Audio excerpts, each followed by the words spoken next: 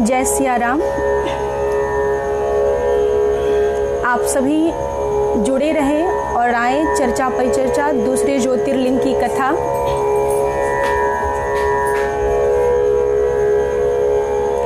और आज दूसरा ज्योतिर्लिंग, जैसा कि आप सभी जानते हैं, सौराष्ट्रे सोमनाथम च श्रीशैले मल्लिकार्जुनम। पहला ज्योतिर्लिंग सोमनाथ, जिसकी कथा आपने प्रथम सोमवार में सुनी। सोमनाथ की कथा जैसी है, सोमनाथ जी की कथा को सुना आपने, उससे लाभ क्या है? तो कहा सोमनाथ के दर्शन से हमें जो रोग होता है, कुष्ठ रोग, क्षय रोग, इन रोगों से हमें निवृत्ति प्राप्त होती है। जो दूसरा ज्योतिर्लिंग है मल्लिकार्जुन, उनके दर्शन से क्या लाभ है और ये कहाँ प्रतिष्ठित हैं? तो कहा दूसरा ज्योतिर्लिंग मल्लिकार्जुन श्रीशैले, अर्थात श्रीशैल पर्वत पे। और ये मल्लिकार्जुन जो है ये कहाँ है? का आंध्र प्रदेश में कृष्णा जिले में कृष्णा नदी के तट पर स्थित है। कहा भगवान ये मल्लिकार्जुन बने कब, कैसे बने, क्यों बने? ये बड़ी सुंदर कथा आती है शिव पुराण में। कहा शिव पुराण में कथा आती है, एक बार भगवान शंकर मैया पार्वती के साथ कैलाश पर्वत पे विराजमान थे और अचानक से मन में जिज्ञासा हुई कि पुत्र दोनों बड़े हो गए हैं तो क्यों ना इनका विवाह करा दिया जाए। तो जैसे ही विवाह की चर्चा आई तो सोचा पहले किसका विवाह किया जाए, क्योंकि भगवान गणेश जी महाराज भी बड़े हो चुके थे, विवाह योग्य हो चुके थे, कार्तिकेय जी भी बड़े हो गए थे, लेकिन कार्तिकेय जी को श्राप था, वो सदैव बाल्यावस्था जैसे ही दिखते थे। ये कभी समय मिला तो आपको सुनाएंगे कि क्यों श्राप मिला, किसने श्राप दिया। तो ये उनको श्राप था कि वो सदैव बाल्यावस्था जैसे दिखते थे।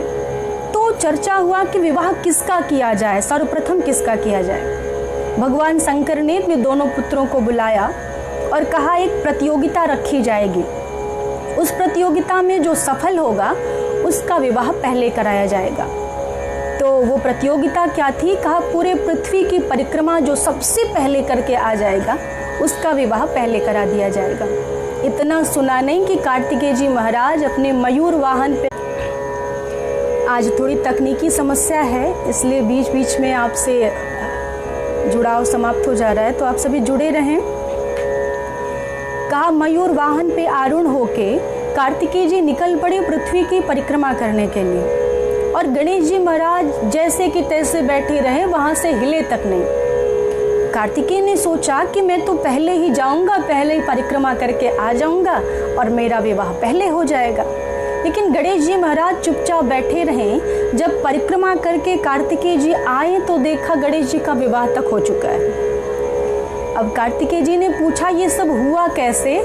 गणेश जी महाराज ने कहा पिताजी, जैसा कि मैंने सुना था, शास्त्रों में मैंने पढ़ा है, वेदों में मैंने पढ़ा है, एक पुत्र के लिए उसके माता पिता ही जगत होते हैं, एक पुत्र के लिए उसके माता पिता ही सर्वस्व होते हैं। तो पृथ्वी की परिक्रमा करना, जगत की परिक्रमा करना, इससे ज़्यादा अच्छा होगा कि मैं अपने माता पिता की परिक्रमा कर लूँ। मेरे लिए तो जगत आप ही हैं, मेरे लिए विश्व आप ही हैं, आप मेरे लिए सब कुछ हैं, इसलिए मुझे जैसा उचित लगता है पृथ्वी की परिक्रमा करने से ज़्यादा उचित होगा माता पिता की परिक्रमा कर लेना। और गणेश जी महाराज की सूझबूझ को देखा तो भगवान शंकर ने सोचा भले ही कार्तिकेय बड़े हैं लेकिन समझदारी में तो गणेश ही ज़्यादा बड़ा है। सूझबूझ में, शास्त्र में, वेदों के अध्ययन में गणेश ज़्यादा समझदार है, इसलिए विवाह के योग्य गणेश जी हैं। तो उनका विवाह विश्वरूप प्रजापति की पुत्रियों रिद्धि सिद्धि के साथ करा दिया। अब इतना देखा नहीं कार्तिकेय महाराज ने सोचा मेरे साथ अन्याय हुआ और तत्काल कैलाश पर्वत का परित्याग कर दिया। कैलाश पर्वत का परित्याग करके निकल पड़े और चले गए क्रौंच पर्वत, वही आंध्र प्रदेश की तरफ क्रौंच पर्वत पर चले गए। पीछे पीछे मैया भवानी और भगवान शंकर बाबा भी मनाने के लिए पुत्र स्नेह में पीछे पीछे दौड़ पड़े। कितना भी मनाया, नारद जी को भेजा मनाने के लिए, लेकिन कार्तिकेय जी नहीं माने और अंत में जाकर वहां निवास कर लिया है भवानी और शंकर ने। वहीं ज्योति रूप में प्रतिष्ठित हो गए। पुत्र को मनाने गए, पुत्र नहीं माने, क्रौच पर्वत पे गए मनाने तो वहां से 12 कोस और दूर चले गए कार्तिकेय जी महाराज। अब मानो ठान लिया कि मुझे आना नहीं है। ध्यान देना, गणेश जी महाराज की कथा बड़ी सुंदर आती है मानस में भी। कुछ लोग कहते हैं कि माता पिता की परिक्रमा की, और कुछ लोग कहते हैं कि राम नाम लिखे और उस राम नाम की परिक्रमा की। तो ध्यान देना, राम नाम भी तो माता पिता ही है। रा से पिता रूप है, माँ से माँ। ये रा और माँ जो 2 अक्षर है, ये पिता और माता के स्वरूप ही हैं। इसलिए तो गोस्वामी जी ने लिखा बड़ा सुंदर, महिमा जासो जान गन राहु, महिमा जासो जान गन राहु, प्रथम पूज्यत नाम प्रभाहु, प्रथम पूज्यत नाम प्रभाहु। तो गणेश जी महाराज तो परिक्रमा करके राम नाम और माता पिता की परिक्रमा करके विवाह हो गया, प्रथम पूज्य हो गए। लेकिन कार्तिकेय जी महाराज जो रुष्ट हुए वो मानने को तैयार नहीं, और अंत में वही क्रौच पर्वत पे, श्रीशैल पर्वत पे भवानी और भगवान शंकर प्रतिष्ठित हो गए एक शिवलिंग के रूप में। एक विश्व में ऐसा ही वो शिवलिंग है जहाँ भवानी भी प्रतिष्ठित है भगवान शंकर के साथ में। इसलिए इस ज्योतिर्लिंग का नाम है मल्लिकार्जुन, अर्थात मल्लिका अर्थात मैया पार्वती, अर्जुन भगवान शंकर को कहा गया। जहाँ पार्वती और शंकर दोनों, मल्लिका और अर्जुन अर्थात मल्लिकार्जुन दोनों प्रतिष्ठित हुए, उसे मल्लिकार्जुन कहा गया। और कहा जाता है कि हर अमावस्या और पूर्णिमा, अमावस्या को भगवान शंकर जाते हैं मिलने के लिए कार्तिकेय जी महाराज से, और पूर्णिमा पे भवानी मैया पार्वती मिलने के लिए जाती हैं। तो दोनों ही अन्यान्य उत्सव पर भी पुत्र स्नेह में मिलने के लिए जाते हैं।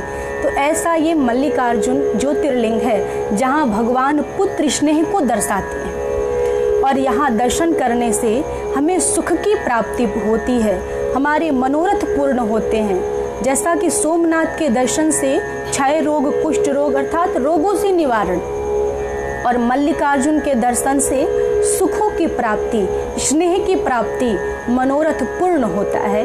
ऐसा मल्लिकार्जुन ज्योतिर्लिंग है। अब आए तीसरा, कौन सा ज्योतिर्लिंग है का तीसरा है श्रीशैले मल्लिकार्जुनम उज्जैन्याम महाकालम। तीसरा है महाकाल, जो उज्जैन में स्थित है। वहाँ भी एक नदी प्रवाहित होती है। कौन सी नदी? काशीप्रा नदी। कृष्णा नदी के तट पे है मल्लिकार्जुन, और शिप्रा नदी के तट पे है महाकाल। बड़ा सुंदर, ये बहुत सुंदर कथा आती है। आप विचार करें कि महाकाल जो ज्योतिर्लिंग है, ब्रह्मांड में 3 ज्योतिर्लिंग की चर्चा केवल की गई। हम विश्व की बात नहीं करते, हम ब्रह्मांड की बात कर रहे हैं। तो ब्रह्मांड में 3 ज्योतिर्लिंग कौन कौन से? आकाशे तारकम लिंगम, पाताले हाटकेश्वरम, भूलोके च महाकालम, लिंगात्रय नमोस्तुते। हो सकता आवाज ठीक नहीं आ रही है, तो आप सभी बताएं आवाज ठीक जा रही है?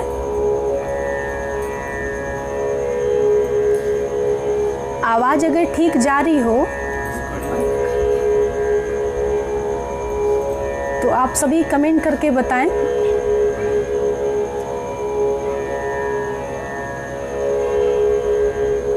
नहीं, कमेंट अभी नहीं पड़ेगा। इस प्रकार कहा महाकाल की कथा आए सुने। कहा महाकाल एक ऐसे ज्योतिर्लिंग है जिनका इस मृत्यु लोक पे अकेले गणना किया जाता है। वैसे तो 12 ज्योतिर्लिंग कहे गए हैं, लेकिन ब्रह्मांड में अगर गणना होती है तो केवल महाकाल की गणना की जाती है। आप विचार करें, बहुत सुंदर श्लोक कहा गया, आकाशे तारकम लिंगम। आकाश लोक में एक ही लिंग की गणना है जिसे तारक लिंग कहा जाता है। और पाताले हाटकेश्वरम, हाटक लिंग है, हाटकेश्वर कहा जाता है पाताल में। और जब मृत्यु लोक की चर्चा आई, भूलोक की चर्चा आई, तो 12 ज्योतिर्लिंगों की चर्चा नहीं की गई। न मल्लिकार्जुन, न सोमनाथ, न त्रयंबकेश्वर, न घुसमेश्वर, न नागेश्वर, किसी की चर्चा नहीं आई, न काशी विश्वनाथ की, केवल महाकाल की चर्चा आई। कहा भूलोके च महाकालम लिंगत्रय मान नमोस्तुते। कहा मान्यता केवल इन 3 शिवलिंगों की है, अर्थात भूलोक पे, इस मृत्यु लोक पे केवल मान्यता महाकाल को दी गई।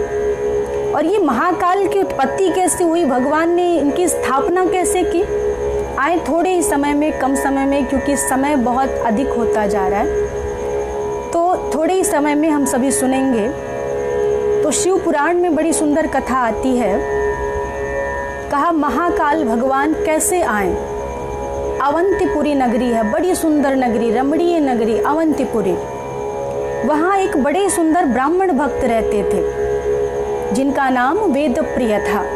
और इतने अच्छे ब्राह्मण जो सदैव धर्म परायण थे, जो सदैव अग्निहोत्र में लगे रहते थे, शास्त्रों के अध्ययन में लगे रहते थे, वेदों के अध्ययन में लगे रहते थे, सदैव धर्म परायण, अग्नि को स्थापित करना, प्रतिष्ठित करना और अग्निहोत्र करना। तो ऐसे ब्राह्मण जो अपने जीवन को शास्त्रों में, वेदों में समर्पित कर दिया, अपना पूरा जीवन, और ऐसे ही भगवान शिव की पूजा करते करते रोज लिंगों की स्थापना करते, शिवलिंग प्रतिष्ठित करते और प्रतिदिन उनकी पूजा किया करते थे। ऐसे ही अपने आप को भगवान शिव में समाहित कर दिया। ऐसे वेदप्रिय जी के 4 पुत्र थे, देवप्रिय, प्रियमेधा, सुकृत और सुव्रत। ये 4 पुत्र थे उनके। और चारों पुत्र कहते हैं कि जैसे जिनके माँ बाप वैसे उनके बेटे। हमारे यहाँ गांव में कहावत है कि माता पिता जैसे होते हैं पुत्र भी वैसे ही होते हैं। ये शास्त्र भी कहते हैं, ये विज्ञान भी कहते हैं। विज्ञान भी कहता है कि जेनेटिक आता है, जैसे माता पिता होते हैं पुत्र वैसे ही होते हैं। बस किसी में माँ के स्वभाव प्रभावी होते हैं, किन्हीं में पिता के स्वभाव प्रभावी होते हैं। इसीलिए कहा जाता है जैसे जिनके माँ बाप वैसे उनके बेटे। तो वेदप्रिय जी इतने प्रिय भक्त थे, भगवान के शिव भक्त थे, तो पुत्र भी वैसे ही शिव भक्त थे। पुत्र भी शिव भक्त हुए और इतना भगवान शिव की पूजा करते थे, इतना उनकी पूजा में संलग्न रहते थे कि अपना पूरा जीवन ही मानो भगवान शिव को समर्पित कर दिया। वो भी धर्मपरायण, वो भी शास्त्रों का अध्ययन करते, स्वाध्याय में लगे रहते। लेकिन एक दिन ऐसा समय आया कि उन ब्राह्मणों के ऊपर मानो एक विडंबना आ पड़ी। रत्नमाल पर्वत पे दूषण नाम का एक राक्षस आ गया, और रत्नमाल पर्वत पे जैसे ही आके विराजमान हुआ तो राक्षस कहते किसे हैं? राक्षस वो बड़े बड़े कान वाला नहीं, बड़ी बड़ी आंखों वाला, बड़े बड़े दांत वाला। हमारे यहाँ लोग तो यही मानते हैं कि राक्षस उसे ही कहते हैं जो बड़ी बड़ी कान हो, भयंकर हो, भयानक रूप हो। लेकिन कहा नहीं, राक्षस वो नहीं है। राक्षस कौन है? माँ नहीं माँ तो पिता नहीं देवा, साधु न सन करवावई सेवा, जिनके यह आचरण भवानी, जानते निश्चर सम प्राणी, जानते निश्चर सम प्राणी। कौन निशाचर है, कौन राक्षस है? का वो राक्षस है जो माता पिता और देवता को नहीं मानता। यहाँ 2 भाव हैं, एक तो माता पिता और देवता, ये 3 हुए, तीनों को नहीं मानता। और दूसरा भाव ये है जो माता पिता को देवता के समान नहीं मानता। और कहा जो साधु से सेवा करवाता है, साधु की सेवा करता नहीं है, साधु से सेवा करवाता है, उसे राक्षस कहते हैं। अर्थात जो शास्त्र की, वेद की बात न मानता हो वो राक्षस है। तो दूषण वही है का न वेद को मानता है, न धर्म को मानता है, न धर्मात्माओं को मानता है, सबको परेशान करता है। वेद को परेशान, धर्म को परेशान, और साथ ही साथ धर्मात्माओं को परेशान। अब सब परेशान हो गए, सब आतंकित हो गए दूषण के आतंक से। तो सबने जाके अपनी अपनी शिकायत की चारों पुत्रों से, और सबने कहा, चारों पुत्रों ने कहा, जो वेद प्रिय जी के 4 पुत्र थे, देव प्रिय, प्रिय मेधा और सुकृत, सुव्रत, इन चारों ने कहा कि आप चिंता न करें, कितने भी राक्षस आए, लेकिन राक्षस आएंगे तो भगवान ने भी तो कहा है कि तब तब धरे प्रभु विविध शरीरा, हरहि कृपा निधि सज्जन पीरा, हरहि कृपा निधि सज्जन पीरा।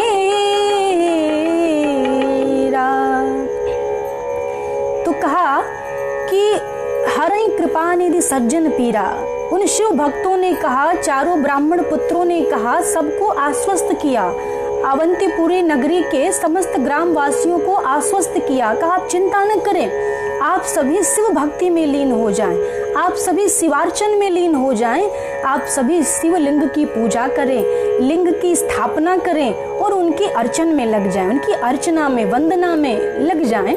वो भगवान शिव आप सभी की रक्षा करेंगे, आप सभी को सुरक्षा प्रदान करेंगे। और जैसा ब्राह्मण पुत्रों ने कहा, पूरी नगरी उनके वचन पे विश्वास करके सब भक्ति में लीन हो गए, सब शिवार्चन में लीन हो गए, सब भगवान की शिव स्तुति में लीन हो गए। और इधर दूषण के जितने सैनिक थे सब अत्याचार मचाने लगे, सब आतंक बढ़ा दिए, चारों तरफ कहीं ना वेद होने देते, ना यज्ञ होने देते हैं, किसी को पूजा नहीं करने देते, वंदना नहीं करने देते।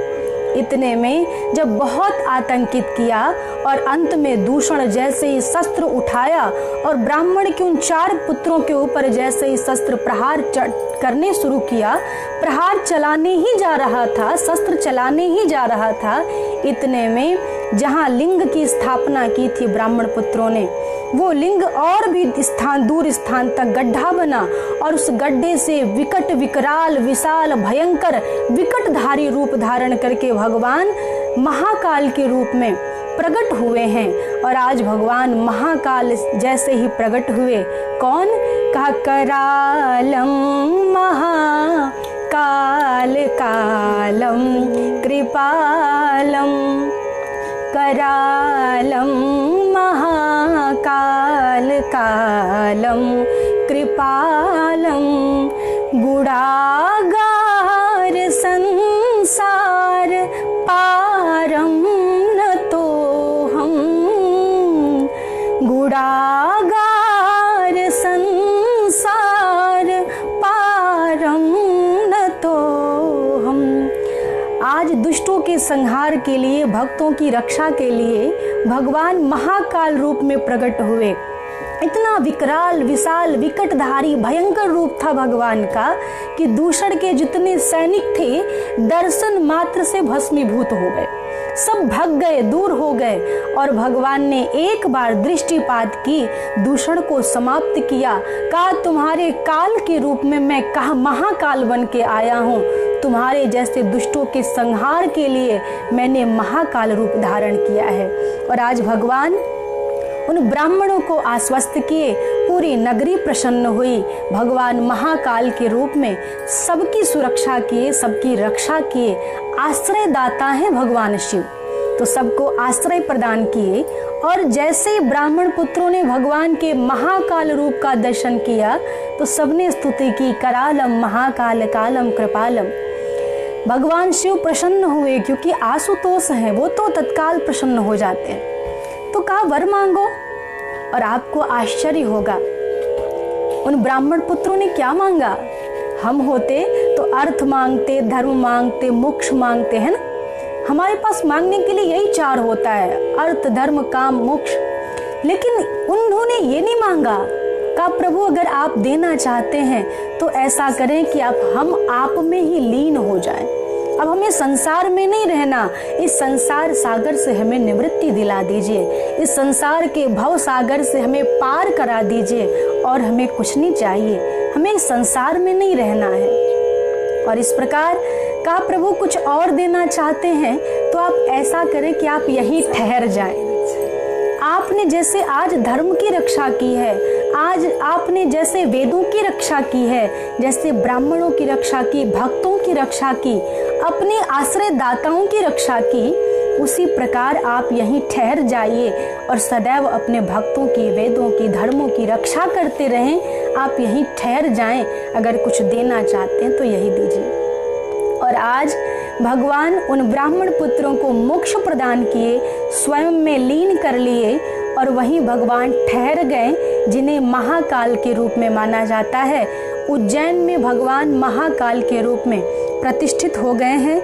जहाँ गड्ढा बना था ब्राह्मण पुत्रों के द्वारा, वहीं एक एक कोस दूर और आसपास स्थान हुआ और लिंग की स्थापना हुई, जिसे महाकाल ज्योतिर्लिंग कहा जाता है। उज्जैन में स्थित है। इनके दर्शन से हमें मोक्ष की प्राप्ति होती है। ध्यान दें, सोमनाथ के दर्शन से रोगों से निवारण, क्षय रोग, कुष्ठ रोग, जो रोग हैं शारीरिक रोग, इनसे निवारण होता है। और आगे कहा, मल्लिकार्जुन के दर्शन से सुख की प्राप्ति, मनोरथ पूर्ण होता है। और तीसरा जो महाकाल है, महाकाल ज्योतिर्लिंग के दर्शन से हमें का मोक्ष की प्राप्ति होती है। संसार से हम इस असार संसार में लीन नहीं होते, आसक्ति हमारी नहीं होती, हम आसक्ति से भक्ति की ओर बढ़ पड़ते हैं। तो ऐसे ये महाकाल ज्योतिर्लिंग है। आप सभी लोग जुड़े रहें, इसके लिए बहुत बहुत धन्यवाद। और